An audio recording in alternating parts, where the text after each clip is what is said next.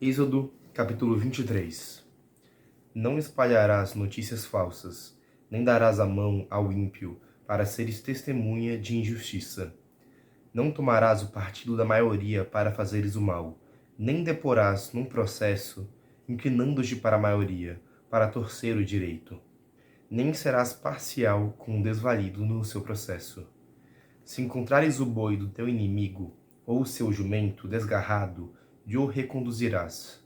Se vires cair debaixo da carga o jumento daquele que te odeia, não o abandonarás, mas o ajudarás a erguê-lo. Não desviarás o direito do teu pobre em seu processo. Da falsa acusação te afastarás. Não matarás o inocente e o justo, e não justificarás o culpado. Não aceitarás presentes, porque os presentes cegam até os perspicazes e pervertem as palavras dos justos. Não oprimirás o estrangeiro. Conheceis a vida de estrangeiro, porque fostes estrangeiro no Egito. Durante 6 anos semearás a tua terra e recolherás os seus frutos.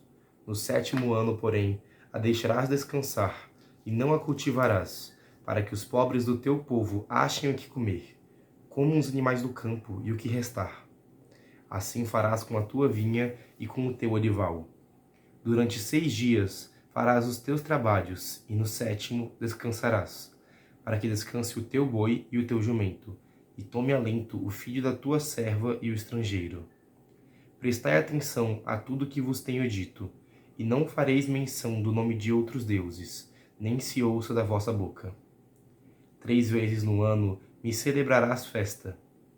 Guardarás a festa dos ázimos. Durante 7 dias comerás ázimos, como te ordenei, no tempo marcado do mês de Abibe, porque foi nesse mês que saíste do Egito. Ninguém compareça de mãos vazias perante mim. Guardarás a festa da messe, das primícias dos teus trabalhos, de semeaduras nos campos, e a festa da colheita no fim do ano, quando recolheres dos campos o fruto dos teus trabalhos. 3 vezes no ano, toda a população masculina comparecerá perante o Senhor Yahvé. Não oferecerás o sangue da minha vítima com pão levedado, nem ficará a gordura da minha festa durante a noite até o dia seguinte. Trarás as primícias dos frutos da tua terra à casa de Yahvé teu Deus. Não cozerás o cabrito no leite de sua mãe. Eis que vou enviar um anjo diante de ti, para que te guarde pelo caminho e te conduza ao lugar que tenho preparado para ti. Respeita a sua presença e observa a sua voz, e não lhe sejas rebelde, porque não perdoará a vossa transgressão, pois nele está o meu nome. Mas se te escutares fielmente a sua voz, e fizeres o que te disser, então serei inimigo dos teus inimigos, e adversário dos teus adversários. O meu anjo irá diante de ti, e te levará aos amorreus, aos heteus, aos ferezeus, aos cananeus, aos heveus e aos jebuseus, e eu os exterminarei. Não adorarás os seus deuses, nem os servirás. Não farás o que eles fazem, mas destruirás os seus deuses, e quebrarás as suas colunas.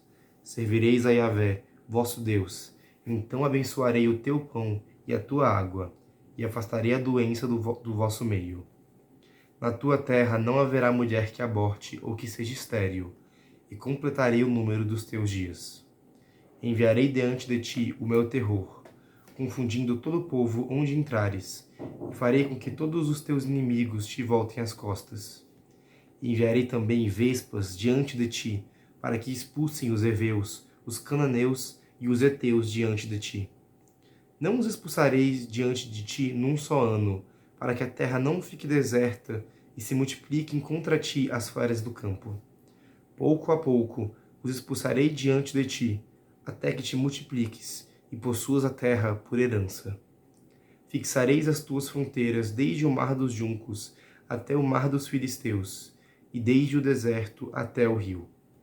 Entregarei nas tuas mãos os habitantes da terra, para que os expulses de diante de ti. Não farás aliança nenhuma com eles, nem com os seus deuses. Eles não habitarão na tua terra, para que não te façam pecar contra mim. Pois se servires aos seus deuses, isso te será uma cilada. Bem, Nesse capítulo, então, a gente conclui uma linha de raciocínio que a gente estava seguindo já nos últimos 2 vídeos, que é o Código da Aliança, né? Esse primeiro conjunto de leis que vai valer para as primícias do povo de Israel, né? Bem, eu tenho alguns comentários. Vamos lá. Eu geralmente não gosto de entrar em um tema polêmico aqui nesse canal, mas eu gosto de comentar as coisas que eu percebo. E assim, eu acho muito interessante porque normalmente está tendo muita questão da discussão, né, sobre o conflito de Israel, no começo só com a Palestina, né, agora com o Irã também. Mas fala aqui sobre a questão de mesmo com seus inimigos não levantar falso testemunho e de preservar a verdade, não espalhar notícias falsas. Isso é uma preservação do 8º mandamento, né? E assim, sempre legal fazer esse paralelo da nação histórica de Israel, do povo de Israel, o povo prometido de Deus, com o atual país, Israel, que por mais que tenham o mesmo nome, não são politicamente a mesma coisa e não tem uma continuidade histórica, né? Então, assim, só é interessante, assim mesmo, pensar na quantidade de propaganda falsa que é produzida durante essa guerra, né? Por parte do Estado. E, assim, muito irônico ver começado, assim, esse capítulo logo com não se fazer isso, como o Código da Aliança de Deus com o povo de Israel, né? Bem, mas, no mais, o código, ele traz muito a noção de honestidade dos seus habitantes. Exige muito isso, assim, do povo.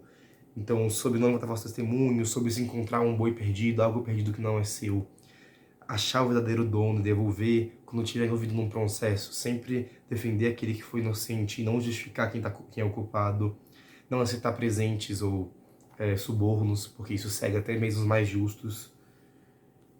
Sim, eu acho que é um conjunto muito bacana mesmo, assim, de condições, de modo como se viver. Como eu disse da última vez, que por mais que tenha algumas coisas duras nesse código e que são reflexo da realidade política daquela época, tem muita coisa aqui que é muito interessante, que é muito... São coisas que até hoje a gente preserva muito, que a gente valoriza muito como sociedade. O que mais? Ah, sim, eu acho bacana, assim, porque a noção do ano sabático, desse descanso da terra e quando estiver plantando, isso já reflete, mais uma vez, eu comentei algumas vezes, mas isso já reflete uma sociedade sedentária, que está produzindo numa terra continuamente. Então, assim, isso são alguns reflexos de como muitas coisas escritas aqui no Pentateuco foram escritas já depois que o reino de Israel, ou pelo menos a nação de Israel, já estava estabelecida. Então, assim, é o tipo de coisa que não faria sentido aqui. Isso é uma técnica de cultivo sedentária. Você está preservando a guerra, deixando ela descansar entre uma colheita e outra. Claro, tem toda a questão cultural do simbolismo dos 7 anos, dos 6 anos de trabalho e 1 ano de descanso. Mas isso são técnicas legítimas de agricultura e que fazem sentido para um povo já sedentário. Não tem muito falar sobre as festas não, mas isso aqui conclui então o Código da Aliança, falando sobre como o povo de Israel vai herdar então essa terra. Acho que fala que vai exterminar os povos, você fala que isso vai ser um processo gradual, então assim, não acho que exterminar aqui esteja falando de chegar lá e matar todo mundo morrer do dia pra noite, né? Isso é uma conquista gradual, assim. E tem-se paralelos interessantes entre a multiplicação, né, do povo de Israel da Antiga Aliança, que, querendo ou não, usou de violência para conquistar a terra e depois lentamente se multiplicou, com a Nova Aliança, né? Que isso veio das pregações dos primeiros cristãos, essa multiplicação que muitas vezes era violenta contra os cristãos, né? Então, interessante, assim, é uma multiplicação lenta, não é algo que Jesus chegou e falou, beleza, agora todo mundo acredita em mim, acabou, e é isso. Não. O processo da aliança, do povo santo se multiplicando, é um processo lento. E eu acho que por hoje é isso.